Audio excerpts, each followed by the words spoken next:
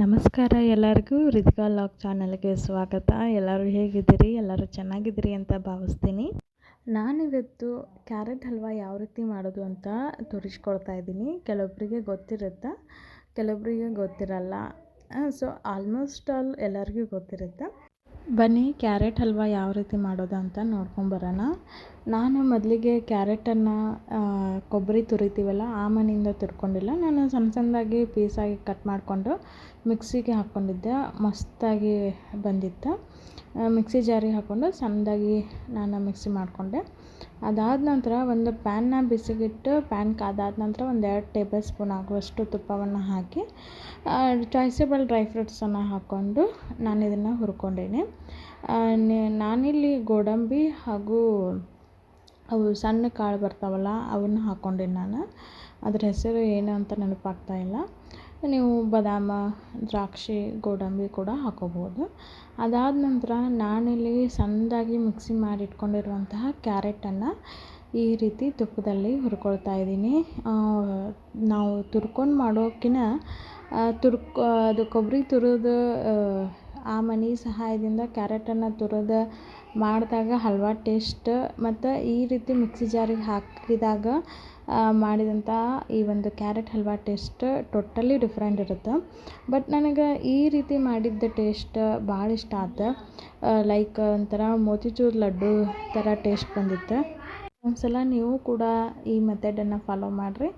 ಅದಾದ ನಂತರ ಒಂದು 5 ನಿಮಿಷ ಲೋ ಟು ಮೀಡಿಯಮ್ ಫ್ಲೇಮಲ್ಲಿ ಹುರ್ಕೊಂಡಾದಮೇಲೆ ನಾನು ಇದಕ್ಕೆ ಹಾಲನ್ನು ಸೇರಿಸ್ಕೊಂಡಿನಿ. ನೀವೇನು ನೋಡ್ತಾ ಇರ್ಬೋದು ಅದರ ಕನ್ಸಿಸ್ಟೆನ್ಸಿ ಆಗಿರ್ಬೋದು, ಆ ಒಂದು ಟೆಕ್ಸ್ಚರ್ ಆಗಿರ್ಬೋದು ಎಷ್ಟು ಮಸ್ತಾಗಿ ಬಂದೈತಿ ಅಂತಂದು.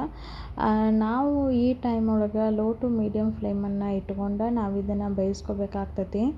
ನೀವೇ ನೋಡ್ತಾ ಇರ್ಬೋದು ಒಂದು 5 ನಿಮಿಷಗಳ ಕಾಲ ಬೇಯಿಸ್ಕೊಂಡಾದಮೇಲೆ ಸೈಡ್ ತುಪ್ಪ ಎಲ್ಲ ಯಾವ ರೀತಿ ಬಿಟ್ಕೊಂಡೈತಿ ಅಂತಂದು ಮಸ್ತ್ ಬರ್ತೈತಿ ಟೇಸ್ಟ್. ಹೇಳ್ದಂಗೆ ಮೋತಿಚೂರ್ ಲಡ್ಡು ಟೇಸ್ಟ್ ಮಾಡ್ದಂಗೆ ಆತ. ಅದಾದ ನಂತರ ನಾನಿಲ್ಲಿ ಸಕ್ಕರೆಯನ್ನು ಆ್ಯಡ್ ಮಾಡ್ಕೊಂಡೀನಿ. ಟೋಟಲಿ ಒಂದು 8 ಸ್ಪೂನ್ ಆಗುವಷ್ಟು ಸಕ್ಕರೆಯನ್ನು 8 ಟೇಬಲ್ ಸ್ಪೂನ್ ಆಗುವಷ್ಟು ಸಕ್ಕರೆಯನ್ನು ನಾನು ಸೇರಿಸ್ಕೊಂಡೀನಿ. ಅಕಾರ್ಡಿಂಗ್ ಟು ಸ್ವೀಟ್ ಮೇಲೆ ಸಕ್ಕರೆಯನ್ನು ಹೆಚ್ಚು ಕಮ್ಮಿ ಮಾಡ್ಕೋಬೇಕಾಗ್ತೈತಿ. ಸಕ್ಕರೆಯನ್ನು ಸೇರಿಸ್ಕೊಂಡಾದಮೇಲೆ ಮತ್ತೆ ನಾನು ಒಂದು 5 ನಿಮಿಷಗಳ ಕಾಲ ಲಿಡ್ಡನ್ನು ಕ್ಲೋಸ್ ಮಾಡಿ ಲೋ ಟು ಮೀಡಿಯಮ್ ಫ್ಲೇಮಲ್ಲಿ ಇಟ್ಕೊಂಡು ನಾನು ಇದನ್ನು ಬೇಯಿಸ್ಕೊಳ್ತಾ ಇದ್ದೀನಿ. ಅಂದರೆ ನೀಟಾಗಿ ಬೇಯ್ತದ. ನಾನು ಫಸ್ಟಿಗೆ ನಾನು 5 ನಿಮಿಷಗಳ ಕಾಲ ಕ್ಯಾರೆಟನ್ನು ಬೇಯಿಸ್ಕೊಂಡೇನೆ. ಆಲ್ಮೋಸ್ಟ್ ಅಲ್ಲೇ ಕ್ಯಾರೆಟ್ ಸಾಫ್ಟಾಗಿತ್ತು. ಅದಾದ ನಂತರ ಹಾಲಿನೊಳಗೂ ಇದನ್ನು ನೀಟಾಗಿ ಕುದಿಸ್ಕೊಂಡೆ. ಅದಾದ ನಂತರ ಈಗ ಸಕ್ಕರೆನೂ ಹಾಕ್ಕೊಂಡು ನೀಟಾಗಿ ಕುದಿಸ್ಕೊಳ್ತಾ ಇದ್ದೀನಿ. ನೀವೇ ನೋಡ್ತಾ ಇರ್ಬೋದು ಮಸ್ತ್ ಬಂದಿರ್ತದೆ ಟೇಸ್ಟ್. ನನಗೆ ತುರಿದು ಮಾಡೋಕ್ಕಿಂತ ಈ ಮಿಕ್ಸಿ ಜಾರಿಗೆ ಹಾಕಿ ಮಾಡಿದ್ನಲ್ಲ ಟೇಸ್ಟ್ ಮಾತ್ರ ಸಖತ್ತಾಗಿತ್ತು. ಎಷ್ಟು ಸಾಫ್ಟಾಗಿತ್ತು ಅಂದ್ರೆ ಅಷ್ಟು ಸಾಫ್ಟಾಗಿತ್ತು. ತುಪ್ಪ ಅನ್ನಿಸ್ತದೆ, ಮಸ್ತ್ ಅನ್ನಿಸ್ತದೆ. ಸೊ ನಾನು ತೋರಿಸ್ತಾ ಇರುವಂತಹ easy and simple tricks and tips ಇಷ್ಟ ಆದರೆ ದಯವಿಟ್ಟು ನನ್ನ ಚಾನಲ್ಗೆ ಸಪೋರ್ಟ್ ಮಾಡಿ, ಸಬ್ಸ್ಕ್ರೈಬ್ ಮಾಡಿ, ನಿಮ್ಮ ಫ್ರೆಂಡ್ಸ್ ಆ್ಯಂಡ್ ಫ್ಯಾಮ್ಲಿಗೆ ಶೇರ್ ಮಾಡಿ. ನನ್ನ ವೀಡಿಯೋಸ್, ನನ್ನ ರೆಸಿಪೀಸ್ ಇಷ್ಟ ಆದರೆ ದಯವಿಟ್ಟು ಲೈಕ್ ಮಾಡಿ ಹಾಗೂ ನಿಮ್ಮ ಫ್ರೆಂಡ್ಸ್ ಆ್ಯಂಡ್ ಫ್ಯಾಮ್ಲಿಗೆ ಶೇರ್ ಮಾಡಿ.